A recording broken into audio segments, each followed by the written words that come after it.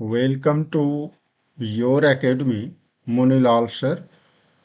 My dear students, class 10 subject English का model set 1 का explanation इस वीडियो में मैं करने जा रहा हूं।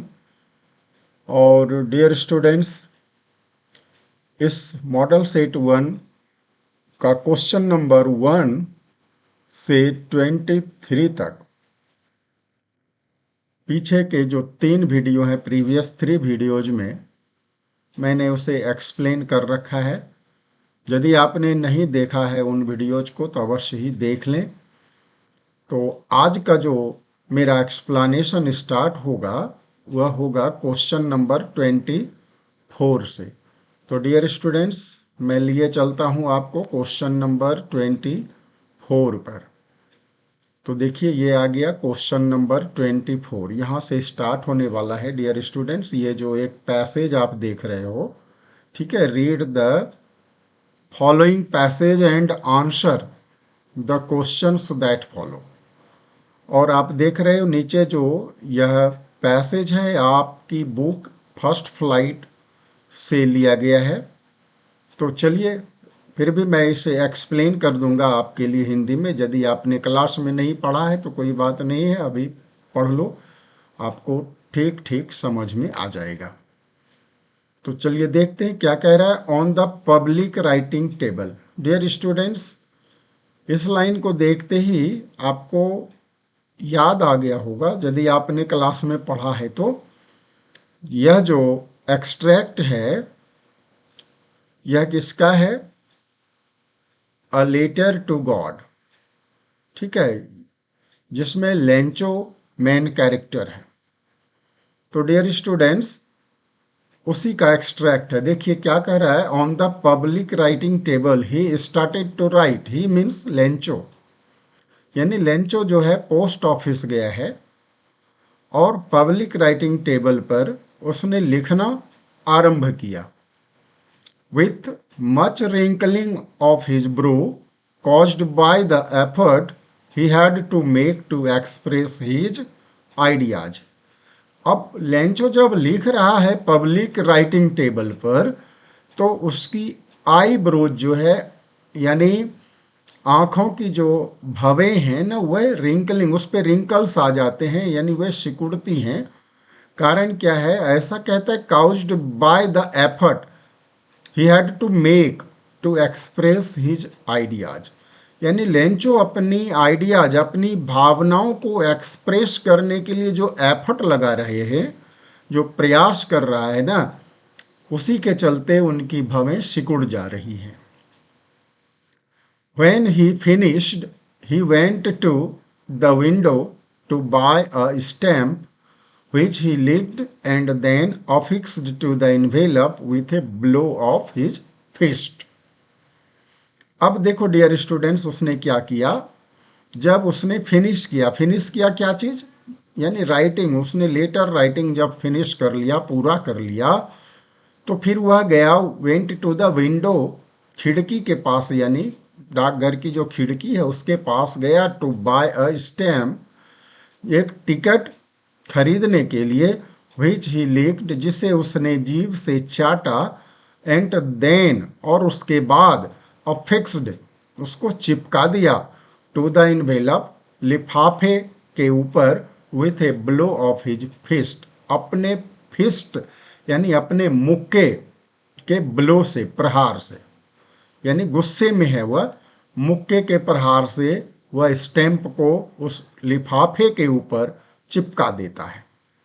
The moment the letter fell into the mail box, the post master went to open it.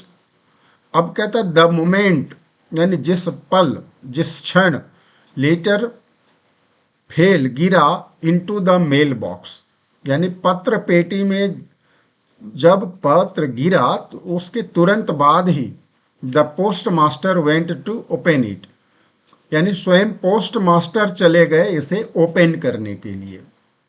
It said, अब इट फॉर यहां लेटर है लेंचो का, तो लेंचो के लेटर में लिखा हुआ था, God of the money that I asked for, अर्थात हे ईश्वर, हे परमात्मा, हे अल्लाह, हे खुदा जो कहो, कि जितने पैसे मैंने आपसे मांगा था, asked for, of the money, उनमें से, उन पैसों में से ओनली 70 पीसोज रिच्ड मी, केवल 70 पीसों ही मेरे तक पहुंच पाया।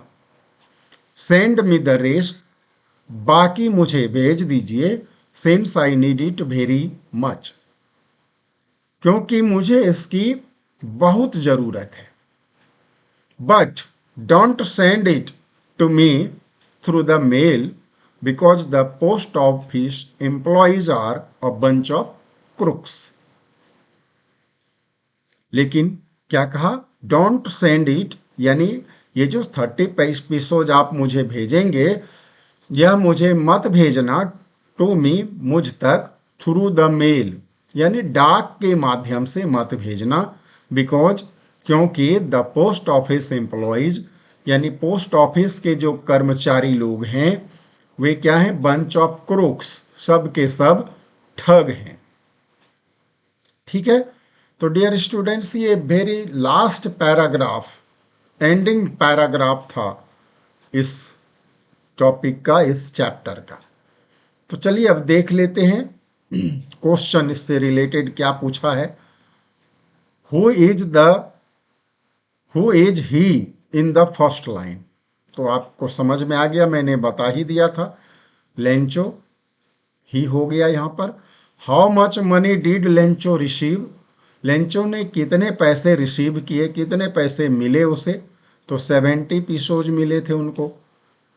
ठीक है, नंबर 26 पर आते हैं। Who are a bunch of crooks according to Lencho? Lencho के अनुसार बंच ऑफ क्रूक्स कौन है? तो आप कहोगे पोस्ट ऑफिस एम्प्लॉइज।